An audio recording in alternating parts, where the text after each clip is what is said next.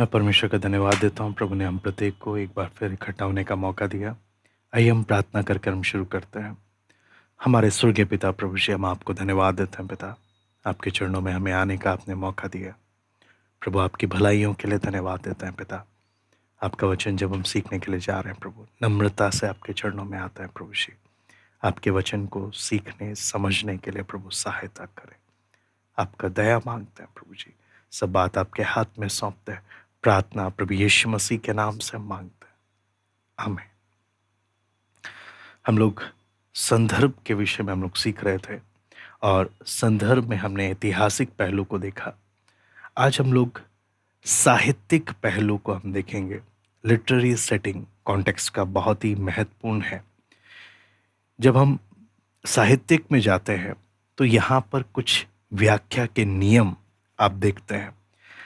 जब हम बाइबल को ऐसे ही देखते हैं तो ये एक पुस्तक हम देखते हैं, एक पुस्तक के रूप में देखते हैं। वहीं उसी के साथ साथ जब हम इसको अंदर से देखते हैं, इसमें 66 पुस्तकें हैं। 66 पुस्तकों को मिलकर हम इसको एक पुस्तक के रूप में देखते हैं। लेकिन जब मैं परमेश्वर के वचन की व्याख्या की बात करता हूँ, ध्यान से समझे, व्याख्या की जब हम बात करते हैं तो हर पुस्तक के व्याख्या के अपने अलग नियम हैं। मैं एक नियम से सारी पुस्तकों, बाइबल की पुस्तकों को मैं उसका अर्थ नहीं निकाल सकता। हर पुस्तक की व्याख्या के अपने नियम हैं, जो हम आने भी इन समयों में हम लोग उसका अध्ययन करेंगे, ताकि आप पहचान सके कि मैं इन नियमों के अंदर रहकर मुझे परमेश्वर के वचन की व्याख्या करनी है। क्योंकि हर पुस्तक के अपने नियम हैं व्याख्या के। तो इससे पहले, क्योंकि हम जो बातें देख रहे हैं, हम जो बातें सीख रहे हैं, वो क्या है? वचन की व्याख्या करना, जिसको हम हर्मेनेटिक्स बोलते हैं। और सारे नियमों में अगर हम बोलें, सारे नियमों की माँ अगर मैं बोलूं तो उसका नाम है संदर्भ। तो अब जब उसको हम जब अध्ययन करते हैं तो हमें बहुत ध्यान से, प्रार्थना पूर्वक, बारीकी से इस चीज़ों को समझना है। इसलिए मेरा प्रयास रहेगा कि मैं छोटे-छोटे टुकड़ों में या छोटे-छोटे भाग में मैं महत्वपूर्ण व्याख्या के नियम आपके सामने रखने का प्रयास करूँगा और इसे हम प्रार्थना पूर्वक समझें, ताकि हम व्याख्या करने में परमेश्वर के वचन में कोई त्रुटि ना करें, क्योंकि ये प्रभु का वचन है और इसमें कोई गलती हमसे ना हो।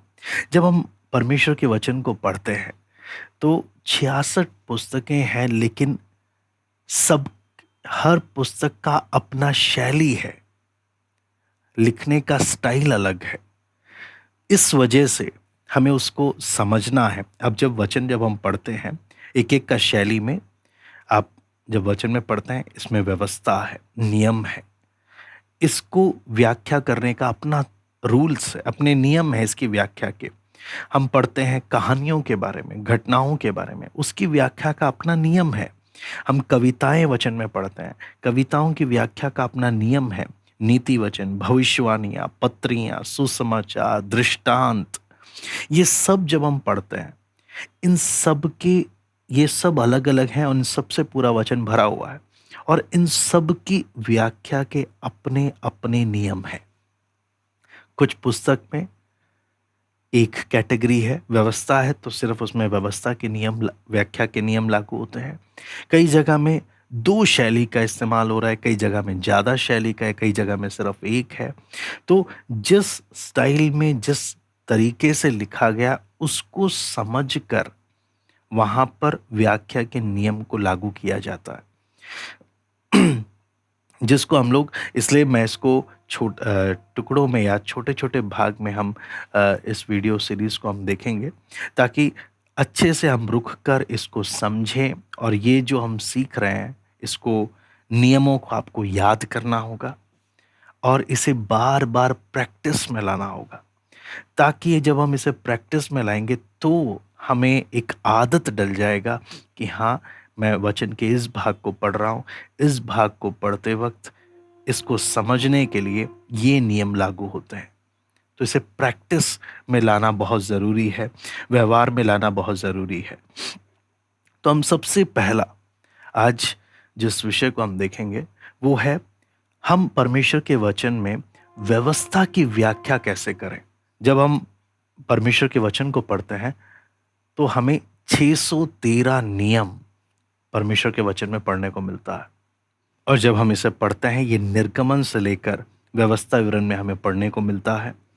और अगर आप वचन को ध्यान से अगर आप पढ़ते हैं तो आपको पता चलेगा कि व्यवस्था में 3 कैटेगरीज हैं मुख्य तौर से।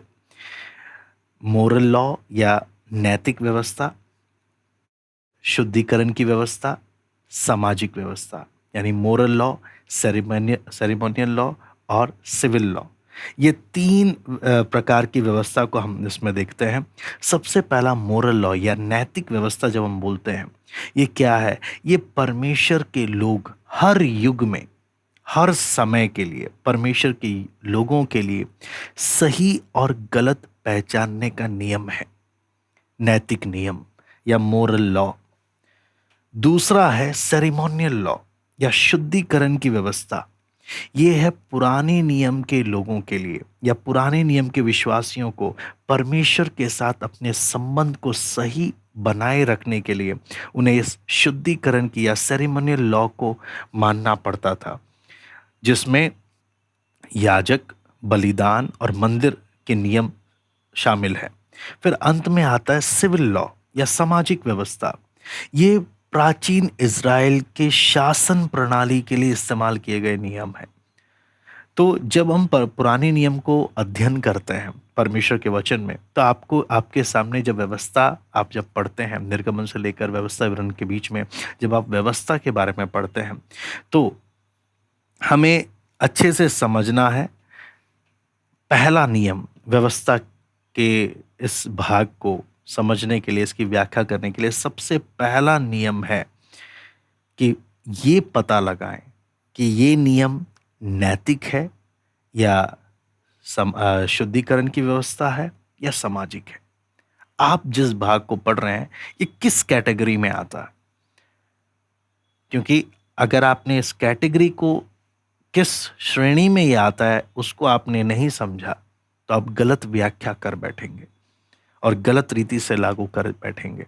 तो इसलिए सबसे पहला नियम आता है व्यवस्था को पढ़ते वक्त कि मुझे पता लगाना है ये नियम, व्यवस्था का ये बात कौन से कैटेगरी में फिट होता है। नंबर 1, क्योंकि नैतिक व्यवस्था ही सीधे रूप से आज हमारे जीवन में लागू होती है।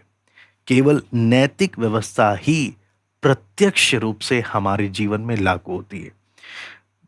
जब मैं बाकी 2 व्यवस्था की बात करता हूं, या शुद्धिकरण की व्यवस्था या सेरेमोनियल लॉ, ये प्रभु यीशु मसीह में पूरा हो चुका है, इसलिए ये हमारे जीवन में प्रत्यक्ष रूप से लागू नहीं होता। प्रभु यीशु मसीह जो हमारा महायाजक है, जिसने हमारे लिए अपनी जान दी है ना, जिसके द्वारा हम परमेश्वर के मंदिर बने, है ना, उसने सेरेमोनियल लॉ को पूरा कर दिया। बात आता है सिविल लॉ या सामाजिक व्यवस्था। सामाजिक व्यवस्था प्रत्यक्ष रूप से सिर्फ और सिर्फ प्राचीन इज़राइल पे लागू होती थी। तो हम आकर वचन में देखते हैं कि कुछ एग्जाम्पल्स के साथ हम लोग देखेंगे ताकि आप उदाहरण के साथ समझने में मदद मिलता है। सबसे पहला देखते हैं लेवी व्यवस्था 19 का 19 का हम 18 निकाल लेंगे। लेवी व्यवस्था 19 का 18, पलटा ना लेना, ना अपने जाति भाइयों से बैर रखना, परंतु एक दूसरे से अपने ही समान प्रेम रखना, मैं यहोवा हूं। जब आप इस नियम को पढ़ते हैं, मैंने आपको बताया कि व्याख्या करते वक्त सबसे पहले इस नियम को लागू करें। व्याख्या के नियम को, कौन सा नियम, ये पता लगाएं। ये नियम जो अभी हमने 19 का 18 में पढ़ा, ये कौन सी कैटेगरी में आता है? नैतिक, शुद्धिकरण या सामाजिक? दोबारा से मैं उस आयत को पढ़ता हूं। पलटा ना लेना, ना अपने जाति भाइयों से बैर रखना, परंतु एक दूसरे से अपने ही समान प्रेम रखना। यहां पर अगर आप ध्यान से देखेंगे, ये एक नैतिक नियम है। मोरल लॉ है जो सबके लिए लागू होता है ना? तो इससे वचन हमें क्या बोलता है? आज भी ये लागू है। वचन हमें बोलता है कि मन में किसी के प्रति कड़वाहट नहीं रखना, बल्कि हर एक व्यक्ति से प्रेम रखना सीखना। लेकिन 19 का 18 में जब हमने ये पढ़ा, ठीक उसका 19 में आ जाइए आप, 19 का 19 में लिखा है, तुम मेरी विधियों को निरंतर मानना, अपने पशुओं की भिन्न जाति के पशुओं से मेल खाने ना देना, अपने खेत में दो प्रकार के बीज इकट्ठे ना बोना, और सनी और ऊन की मिलावट से बना हुआ वस्त्र ना पहनना। अब आपने देखा 18 में हमने पढ़ा नैतिक व्यवस्था, 19 में कौन सी व्यवस्था है ये? हम एक एक आयत को जब पढ़ते हैं हमें पता लगाना है ये कौन सी व्यवस्था है, क्या कौन से कैटेगरी में ये आती है। क्योंकि अगर आप कैटेगरी में नहीं इसको बांटेंगे तो गलत व्याख्या कर देंगे और गलत अर्थ निकलेगा। तो जब हम इसको ध्यान से पढ़ते हैं, ये नैतिक व्यवस्था नहीं है, बल्कि ये एक शुद्धिकरण की व्यवस्था है, सेरेमोनियल लॉ है। अब हम कैसे इसको बोलते हैं ये सेरेमोनियल लॉ है, कैसे ये शुद्धिकरण की व्यवस्था है? जब आप परमेश्वर के वचन को क्रम अनुसार सही से अध्ययन करते हुए आते हैं, आपको साफ दिखता है परमेश्वर ने इज़राइलियों को एक विशेष उद्देश्य से चुना। ये सबके लिए आशीष का कारण बने, इनके जीवन में एक अलगदाई हो, वो बात को दिखाने के लिए। क्यों ये शुद्धिकरण है? परमेश्वर दिखा रहा है एक अलगदाई, बार बार एक अलगदाई। लेकिन क्या, जब मैं इसको पढ़ता हूं कि दो प्रकार खेत में दो प्रकार के बीज इकट्ठे ना बोना, क्या ये मुझ पर लागू होता है? अगर ये नैतिक होता तो मुझ पर लागू होता। लेकिन जब मैंने इसको डिवाइड किया कि ये नैतिक में नहीं आता, ये तो शुद्धिकरण में आता है, इसराइल को परमेश्वर की दी हुई व्यवस्था की योजना को समझकर, तो आज के समय में ये शुद्धिकरण की व्यवस्था या सेरेमोनियल लॉ मेरे जीवन में लागू नहीं होता। तो इस प्रकार से हमें बहुत ही सावधानी से व्याख्या के नियमों को देखकर हमें देखना है कि कौन सा नियम हमारे जीवन में लागू होता है परमेश्वर का, और कौन सा परमेश्वर ने इज़राइलियों को किस उद्देश्य से दिया था, पीछे की मंशा क्या थी, वो बात को समझकर हमने पढ़ना है। क्योंकि बहुत सारे आज के समय में जब वचन की गलत व्याख्या करते हैं, मसीह विरोधी, कई बार लोग बोलते हैं देखो होमोसेक्सुअल बाइबल में पुराने नियम में मना किया हुआ है, तो लेकिन वहाँ पे बोला है, आप वचन में जब पढ़ते हैं निर्गमन 23 का 19 भी, तो वहाँ पे लिखा है कि बकरी का बच्चा उसकी माता के दूध में ना पकाना। तो देखो ये सब तो ऐसे ही पुराने नियम में लिखा हुआ है, इसे मानने की आवश्यकता नहीं है। तो इसलिए ये सब जो पुराने नियम में जो भी लिखा हुआ है आपको मानने की ज़रूरत नहीं है। ऐसे करके बहुत सारे मसीह विरोधी या गलत शिक्षक बोलते हैं, और कई दुख भी की बात है कि इन्होंने व्याख्या जब गलत करी, अर्थ जब गलत निकाला, तो कैसे किस निष्कर्ष पर आ गए। अगर आप देखेंगे होमोसेक्सुअल और अ, बकरे के बच्चे को दूध में पकाना, है ना, दो अलग अलग नियम हैं। अगर उसको ध्यान से देखें, होमोसेक्सुअल नैतिक नियम है, मोरल लॉ है, वहीं दूसरी ओर बकरे के बच्चे का यह शुद्धिकरण की व्यवस्था है। तो दो अलग अलग व्यवस्था को जब आप जोड़कर एक ही अर्थ निकालते हैं तो बहुत ही गलत हो जाता है। तो इसलिए हमने समझना है कि जब हम परमेश्वर के वचन को अध्ययन करते हैं, हमेशा हमें परखना चाहिए, हमेशा हमें व्याख्या के नियम पता होने चाहिए कि सबसे पहला नियम जो हमने देखा कौन सा, व्यवस्था आप जब पढ़ रहे हैं परमेश्वर के वचन का, हमेशा देखें, पता लगाएं ये व्यवस्था कौन सी है, नैतिक है, शुद्धिकरण की है या सामाजिक है। पता लगाने के बाद आगे बढ़ें। हमेशा हर नियम को, एक आयत आपको अगर नैतिक दिख रही है तो जरूरी नहीं उस अध्याय की सारी आयतें नैतिक ही हों। इसलिए ये नियम बहुत जरूरी होता है कि हम व्याख्या के नियम को समझकर प्रैक्टिस करें। कौन सा नियम नैतिक है, कौन सा नियम सामाजिक है, कौन सा नियम शुद्धिकरण का है। फिर आगे जब हम पढ़ते हैं, क्यों हम इस बारे में देखते हैं? क्योंकि परमेश्वर के वचन में कई बार जब हम पढ़ते हैं, कई बार कई जगह में बड़ी स्पष्ट रीति से आपको दिख जाएगा, ये नैतिक है, या ये शुद्धिकरण की है, या ये सामाजिक है। कई जगह में ये बहुत ही कन्फ्यूजन वाला होता है, वहाँ पे पता लगाना मुश्किल होता है। इसलिए बहुत ध्यान से वचन को अध्ययन करना, बहुत ध्यान से व्याख्या के नियमों को लागू करना, ये हमें आना चाहिए। फिर आगे हम पढ़ते हैं, मैं उसका एक और उदाहरण आपको देता हूं, व्यवस्था 19 का 28। मुर्दों के कारण अपने शरीर को बिल्कुल ना चीरना और ना उसमें छाप लगाना, मैं यहोवा हूं। यहां पे लिखा है, मुर्दों के कारण अपने शरीर को बिल्कुल ना चीरना, ना उसमें छाप लगाना, मैं यहोवा हूं। अब पता लगाना है ये कौन सी व्यवस्था है। आपको मालूम है, जब हम पता लगाते हैं कौन सी व्यवस्था है, तभी हम समझ पाते हैं कि क्या ये हम पे लागू होता है कि नहीं होता।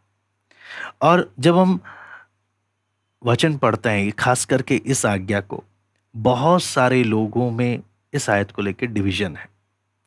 कई लोग बोलते हैं कि हम पे लागू नहीं होता, लेकिन अगर आप ध्यान से इसको पढ़ेंगे, क्योंकि इसी आयत को लेकर टैटू के बारे में भी बोला जाता है कि क्या टैटू बनाना सही है।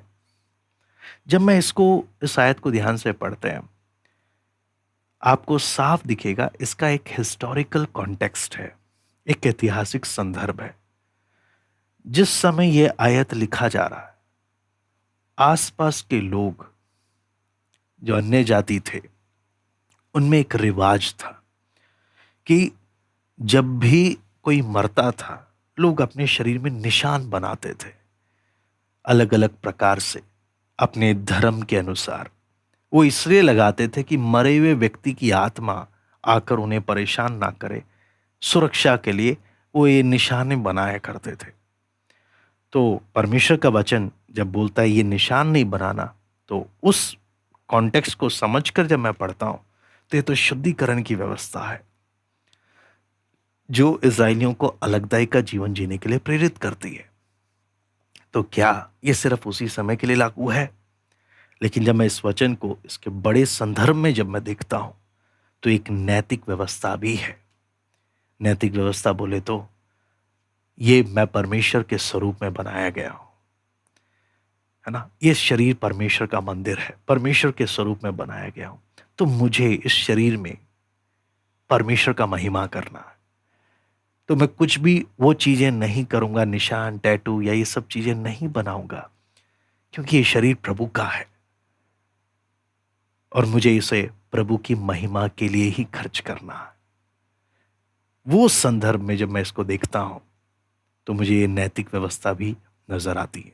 तो कई बार परमेश्वर के वचन में आपको एक ही आयत में शुद्धिकरण भी दिखेगा, जब आप उसके ऐतिहासिक संदर्भ में जाएंगे, अलगदाई के बारे में, लेकिन उसके ब्रॉडर कॉन्टेक्स्ट में जब आप अध्ययन करेंगे, तो वही व्यवस्था, वही नियम आपको नैतिक में भी दिखेगा। इसलिए इस नियमों को बहुत बारीकी से मैंने आपको बताया, कई जगह में बिल्कुल स्पष्ट है ये सिर्फ नैतिक ही है, कई जगह में बिल्कुल स्पष्ट है ये सिर्फ शुद्धिकरण का है, ये सिर्फ सामाजिक है, लेकिन कई जगहों में नैतिक और शुद्धिकरण दोनों मिक्स है। वहां पर आपको रुक कर समझना पड़ता है कि ये क्या है, क्योंकि नैतिक नियम स्पष्ट स्पष्ट रीति से, प्रत्यक्ष रीति से हम पर लागू है ना? आगे जब हम परमेश्वर के वचन को हम जब पढ़ते हैं, तो हमें दूसरा सिद्धांत समझना है। पहला सिद्धांत मैंने आपके सामने बताया, पहला व्याख्या का नियम बताया, पहचानना कि ये कौन सा नियम है, नैतिक, सामाजिक या शुद्धिकरण। दूसरा नियम व्याख्या का क्या है, व्यवस्था की व्याख्या का क्या है, व्यवस्था के पीछे के सिद्धांत को समझना, वो है दूसरा नियम व्यवस्था की व्याख्या में। कई बार होता क्या है, सिद्धांत स्पष्ट रूप से दिखता है। कई बार सांस्कृतिक परिस्थितियों के कारण वो सिद्धांत, पीछे का सिद्धांत, वो छिपा रह जाता है। जब मैं उस सिद्धांत को, परमेश्वर की व्यवस्था के सिद्धांत को जब मैं समझने लगता हूं, तो मुझे समझ में आता है परमेश्वर ने ये व्यवस्था दिया क्यों है। उसके पीछे का सिद्धांत ये है। और जब मैं सिद्धांत समझता हूं तो मुझे काफी बातें स्पष्ट रूप से समझ में आती हैं कि परमेश्वर मेरे से क्या चाहता है। इसलिए ये बात समझना बहुत जरूरी है। उसके लिए मैं आपको एक एग्जाम्पल देता हूं। लेव व्यवस्था 19 का 9 और 10। फिर जब तुम अपने देश के खेत काटो, तब अपने खेत के कोने कोने तक पूरा ना काटना, और काटे हुए खेत की गिरी पड़ी बालों को ना चुनना, और अपनी दाख की बारी का दाना दाना ना तोड़ लेना, और अपनी दाख की बारी के झड़े हुए अंगूरों को ना बटोरना। उन्हें दीन और परदेशी लोगों के लिए छोड़ देना। मैं तुम्हारा परमेश्वर यहोवा हूं। तो अब आप इसको ध्यान से जब पढ़ते हैं, यहां पर सिद्धांत क्या है, यह आपको पता लगाना है। यहां पर दिए हुए व्यवस्था का सिद्धांत क्या है। सिद्धांत जब आप समझते हैं तो क्या समझ में आता है। यहां पे स्पष्ट समझ में आता है परमेश्वर का दिल, परमेश्वर की इच्छा। परमेश्वर चाहता है, प्रभु हमें जो भी देता है, हमें जरूरतमंदों की मदद करनी है। जरूरतमंदों की मदद करने के लिए परमेश्वर का ये सिद्धांत यहां पर हमें दिखाई देता है ना, कि मैं किस प्रकार से, प्रभु ने जो भी मुझे दिया, मैं किस प्रकार से जरूरतमंद लोगों की मदद कर रहा हूं। ये बहुत ही महत्वपूर्ण है, बहुत ही जरूरी है। लेकिन अगर मैं सीधा इसके संदर्भ में जाऊंगा तो ये नैतिक नहीं है, ये शुद्धिकरण की व्यवस्था नहीं है, ये सामाजिक नियम है, सिविल लॉ है जो परमेश्वर ने दिया। और अगर हम देखें, सिविल लॉ या सेरेमनियल लॉ डायरेक्टली हम पर अप्लाई नहीं होता, सीधे प्रत्यक्ष रूप से हम पर लागू नहीं होता। लेकिन पीछे का सिद्धांत जब हम समझते हैं तो ये हमें बोलता है कि ये हमारे जीवन में लागू होता है। तो इसलिए नैतिक व्यवस्था, नैतिक नियम सीधे रूप से हमारे जीवन में लागू है। लेकिन शुद्धिकरण की व्यवस्था और सामाजिक नियम अप्रत्यक्ष रूप से, जब मैं इसके पीछे के सिद्धांतों को समझता हूं, तो ये मेरे जीवन में लागू होता है। तो जब हम इसको अध्ययन कर रहे हैं, आप रुक रुक कर इसे पढ़ें, और बार बार इस जो रूल्स हैं, जो नियम है, उसे लिखें, लिख कर इसको प्रैक्टिस करें। अगर हमें गलत शिक्षा से बचना है, गलत व्याख्या से बचना है, कोई भी व्यक्ति जब व्यवस्था के बारे में बता रहा है, नियमों को याद रखें, पहले पहचाने ये नैतिक है, शुद्धिकरण की है, सामाजिक है, किस नियम की बात हो रही है, उसको कैटेगराइज में डालें, देखें कि सही कैटेगरी में फिट हुआ है कि नहीं हुआ। नंबर दूसरा, इस नियम के पीछे का सिद्धांत क्या है, परमेश्वर क्या कहना चाह रहा। जब ये बातें हमें स्पष्ट होने लगती हैं, परमेश्वर के वचन की व्याख्या में हम त्रुटि करने से बच जाते हैं, हम गलती करने से बच जाते हैं। मैं आपको एक और उदाहरण, सेरेमोनियल लॉ या शुद्धिकरण की व्यवस्था का एक और उदाहरण मैं आपके सामने रखना चाहता हूं। जब आप परमेश्वर के वचन को, व्यवस्था को जब आप ध्यान से पढ़ते हैं, तो आपको मालूम है व्यवस्था में बहुत सा इन्फेक्शियस स्किन डिजीज का ट्रीटमेंट के बारे में बताया गया है। फैलने वाला जो कोड़ है, ऐसी बीमारियां, स्किन डिजीज का बहुत ही ज्यादा परमेश्वर के वचन में, पुराने नियम में, व्यवस्था में बताया गया कि कैसे आपने उसे ट्रीटमेंट करना। तो बात आता है, जब इसको पढ़ते वक्त ये सब लिखा क्यों है परमेश्वर ने, ये सब क्यों लिख कर दिया है, मुझे इससे क्या लेना देना है। ये तो इज़राइलियों के जीवन के शुद्धिकरण के नियम है, लेकिन इसका मुझसे क्या लेना देना है ना। आप इसको सीधा कि ये मुझ पर लागू नहीं होता करके आप छोड़ सकते हैं, लेकिन अगर आप इसके सिद्धांत के पीछे के अर्थ को आप समझेंगे, तो ये स्किन डिजीज, ये क्या चीज दिखाता है, ये पाप के बारे में दिखाता है। कोढ़ पाप को दिखाता है। तो इसके पीछे का सिद्धांत क्या है? परमेश्वर अपने लोगों से चाहता है कि कैसे तुमने पवित्र जीवन जीना है, पाप से कैसे दूर रहना है, पाप को किस नज़र से देखना है ना? वो चीज़ परमेश्वर का वचन चाहता है कि मुझे पाप को कितनी गंभीरता से लेना है, कितनी गंभीरता से। ये बात हमें सिखाता है। तो आप अगर व्यवस्था की व्याख्या करने के नियम को रखकर आप व्यवस्था की व्याख्या करेंगे, व्यवस्था का अध्ययन करेंगे, बहुत गलतियों से बच जाएंगे, बहुत गलत व्याख्याओं से बच जाएंगे। इसलिए मेरा निवेदन है, आज हम सिर्फ इस भाग को हम देख रहे हैं, अलग अलग भाग हैं, है ना? व्यवस्था का, पत्रियों का, भजन संहिता या नीति वचन, एक एक का कैसे हमने व्याख्या करना है। तो आज सिर्फ हमने व्यवस्था को देखा कि परमेश्वर के वचन में व्यवस्था की व्याख्या हमने कैसे करनी है, किस नियमों का ध्यान रखकर हमने वचन की व्याख्या करनी है, और पवित्र आत्मा हमें मदद करे। आप समझ रहे हैं, आप इन व्याख्याओं के नियमों को छोड़कर आप बोले पवित्र आत्मा मेरे को स्पष्ट करेगा। मैं आपको बोलता हूं, पवित्र आत्मा कभी भी इन नियमों के खिलाफ जाकर अर्थ नहीं देता, क्योंकि जब आप इन नियमों को तोड़ के अर्थ की बात करते हैं, आप पूरे परमेश्वर के वचन के संदेश को तोड़ मरोड़ देते हैं, जिसका कोई अर्थ नहीं। बिल्कुल गलत उपदेश में हम चले जाते हैं, बिल्कुल गलत उपदेश। कई लोग बोलते हैं भाई नहीं, ये नियमों की क्या जरूरत है, पवित्र आत्मा है ना, सब बता देगा। परमेश्वर ने कुछ नियम दिए हैं, कुछ बातें दी हैं जिसका हमें ध्यान रखना चाहिए। ध्यान रखकर हम उसके अर्थ को निकालें तो हम बहुत गलतियों से हम बच जाएंगे। मैं उम्मीद करता हूं, प्रार्थना करता हूं, परमेश्वर के एक एक लोग इन्हें व्यवहार में लाने में ध्यान दें। आइए हम प्रार्थना करते हैं। स्वर्गीय पिता प्रभु जी, हम धन्यवाद देते हैं, आपने सुंदर मौका हमें दिया प्रभु, आपके वचन को सीखने के लिए। व्याख्या वचन में आपकी व्यवस्था की व्याख्या करने में किस प्रकार हमें चौकसी करनी है, किस प्रकार हमें गंभीरता से ध्यान देना है प्रभु, हमें एक एक को सहायता कर, हम एक एक को सहायता कर पिता। धन्यवाद देते हैं पिता आज की संगति के लिए, इन वचनों को अभ्यास में लाने के लिए कृपा दे प्रभु। हर बात में केवल आपका नाम ऊंचा हो, सरादर महिमा केवल हम आपको देते हैं। प्रार्थना प्रभु यीशु मसीह के नाम से मांग